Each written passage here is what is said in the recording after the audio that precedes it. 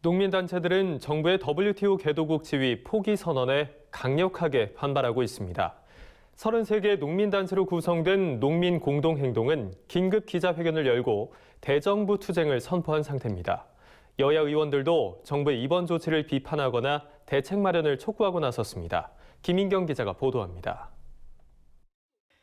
상복을 입고 머리에 붉은 띠를 두른 농민단체 대표들이 다 함께 구호를 외칩니다. WTO 개발도상국 지위 포기는 곧 한국 농업의 죽음이라는 뜻입니다. 오늘 이 상복이 무엇을 뜻하겠습니까? 농민의 마지막에 죽어가는 그 모습이라고 생각하고 정말로 문재인 정부가 농업인을 조금이라도 생각한다면 개도국 포기를 방침을 반드시 처리하고 끝까지 개도국을 유지시키기를 강력히 촉구합니다. 농업계의 입장을 홍남기 경제부총리에게 전달하겠다며 정부 서울청사 안으로 들어가려는 농민들과 이를 제지하는 경찰들 사이에 몸싸움이 벌어지기도 했습니다. 정부가 WTO 개도국 지위 포기를 선언한 25일, 33개 농민단체들의 연합인 WTO 개도국 지위 유지 관철을 위한 농민공동행동은 대외경제장관회의가 열린 정부 서울청사 별관 앞에서 정부의 방침을 규탄하고 나섰습니다.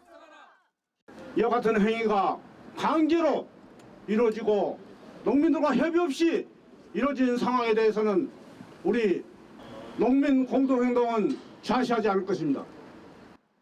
농민공동행동은 성명서를 통해 WTO 개도국 지위 포기는 통상주권, 식량주권 포기라면서 정부가 농민들의 간절함을 짓밟았다고 비판했습니다. 그러면서 계속되는 수입 개방 정책으로 국내 농산물 값은 연쇄 폭락을 맞았고 농가소득 대비 농업소득 비율이 최저치를 찍는 등 한국 농업은 무너져버린 지 오래라며 이런 상황에서 개도국 지위를 포기한다는 것은 농업을 포기하는 것이라고 일갈했습니다.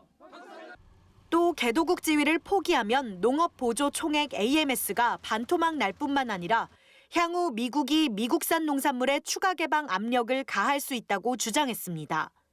이들은 정부의 대응 방식을 비판하며 대정부 투쟁을 선포했습니다.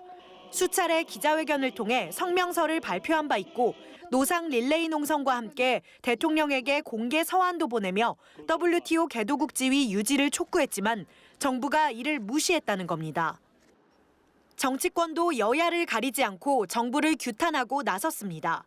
자유한국당 농림축산해양수산위원회는 성명을 내고 정부가 우리 농업을 포기하겠다고 선언했다며 비판했습니다.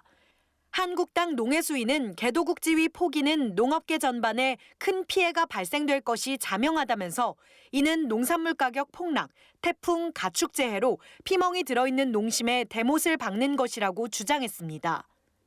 더불어민주당 또한 확대간부 회의에서 농업이 처한 현실을 생각하면 안타깝고 참담하다고 밝혔습니다.